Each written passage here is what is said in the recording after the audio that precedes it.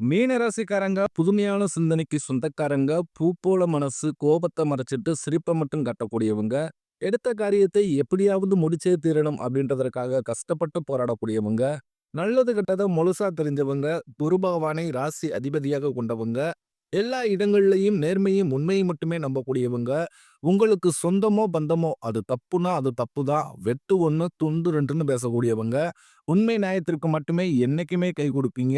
உண்மைக்கு புறம்பாக எந்த ஒரு விஷயத்தையுமே செய்ய மாட்டீங்க. இதனால தான் நிறைய கஷ்டங்களும், துன்பங்களும் மீன ராசிக்காரர்களுக்கு அதிகமாகவே ஏற்பட்டுக்கிட்டு இருக்கு. தங்களுடைய கஷ்டத்தையும், கண்ணீரையும் கடுகளவு கூட மத்தவங்களுக்கு தெரியாம பார்த்துக்குவாங்க. இதனால பார்க்கிறவங்க எல்லோருமே மீனராசியா இவங்களுக்கு என்னப்பா சூப்பரா இருக்கிறாங்க. இவங்களுக்கு என்ன குறைச்சல் அப்படின்னு தான் நினைச்சுக்கிட்டு இருக்காங்க. ஆனா வீட்ல சாப்பாட்டுக்கு கூட கஷ்டப்படுறது உங்களுக்கு மட்டும் தான் தெரியும்.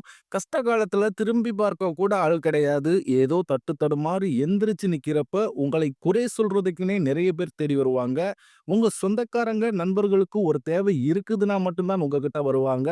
அந்த தேவை முடிஞ்ச உடனே உங்கள தூக்கி போட்டுருவாங்க.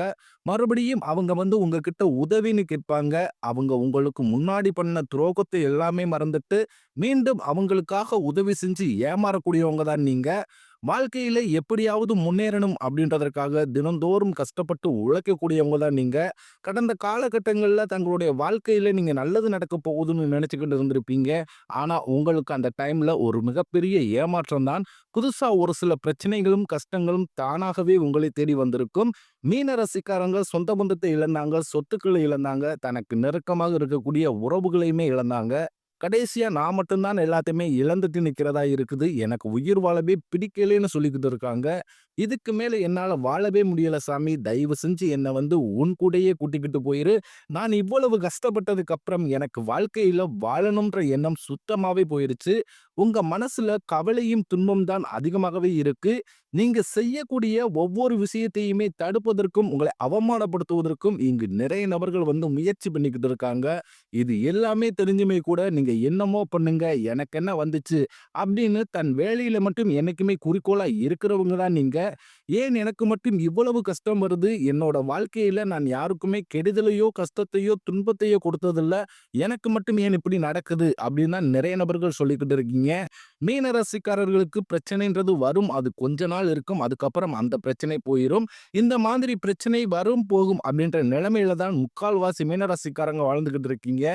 என்னதான் பிரச்சனையை தவிர்த்தாலும் ஏதாவது ஒரு சூழ்நிலையில உங்களை நோக்கி பிரச்சனையும், கஷ்டமும் வந்துகிட்டு தான் இருக்கு. ஆனா இனி வரக்கூடிய நாட்கள்ல உங்களுக்கு இன்பத்தையும், மகிழ்ச்சியையும் தரக்கூடிய ஒரு காலகட்டமாகவே அமைஞ்சிருக்குது. இது நாள் வரைக்கும் நடந்த கெட்ட விஷயத்தை அனைத்தையுமே விட்டுருங்க. இனி வரக்கூடிய நாட்கள்ல உங்களுக்கு எப்படிப்பட்ட நன்மைகள் நடக்கப் போகுது அப்படின்றத நம்ம தொடர்ந்து பார்க்க போறோம்.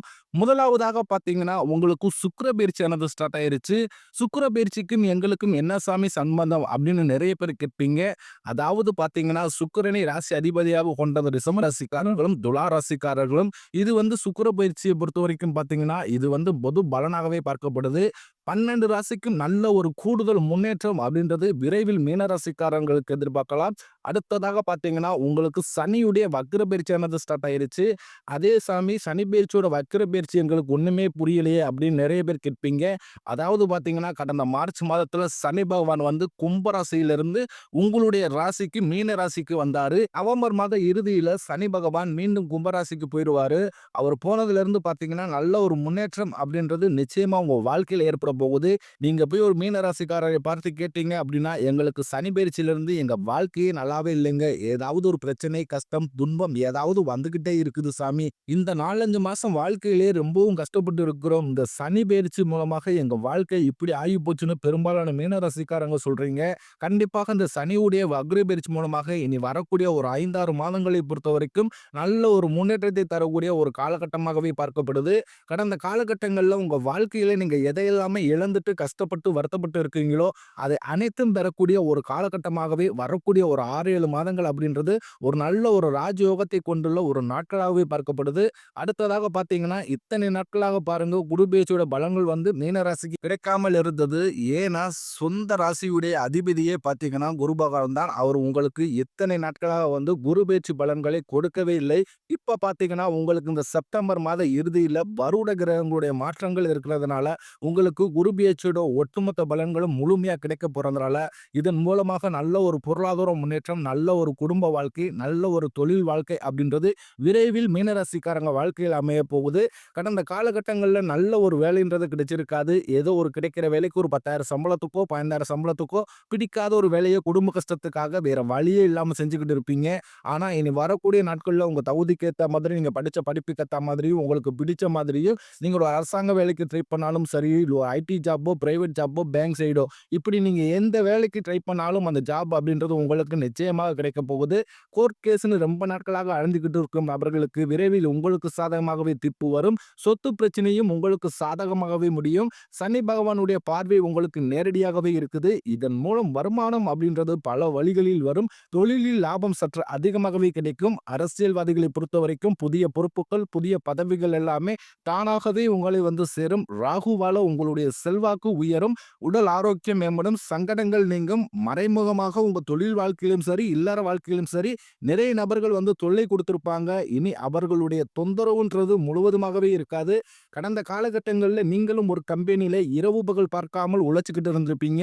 உங்களுடைய சொந்த கம்பெனியா நினைச்சு வேலை செஞ்சிருப்பீங்க. ஆனா உங்களுக்கு இதுநாள் வரைக்கும் ஒரு சரியான ஒரு அங்கீகாரம் அப்படின்றதே கிடைச்சிருக்காது. உங்களுக்கு அப்புறம் வேலைக்கு வந்திருப்பாங்க. அவங்களுக்கு நிறைய சலுகை எல்லாமே கொடுத்து அவங்கள கௌரவப்படுத்தியிருப்பாங்க. ஆனா நீங்க எப்படி வேலைக்கு போனீங்களோ அதே மாதிரி தான் இன்னைக்கு வரைக்கும் இருந்திருப்பீங்க. ஆனா இனி வரக்கூடிய நாட்கள்ல உங்களுக்கு சம்பள உயர்வு, பதவி உயர்வு, உங்களுக்கு மேலே இருக்கக்கூடிய அதிகாரிகளுடைய ஆதரவு முதற்கொண்டு உங்களுக்கு விரைவில் கிடைக்கப் போகுது. இனி உங்க வார்த்தைக்கு மதிப்பு மரியாதை நிச்சயம் கிடைக்கும். அந்தஸ்துல நீங்க எதிர்பார்த்த உயர்வுக்கு போக போறீங்க.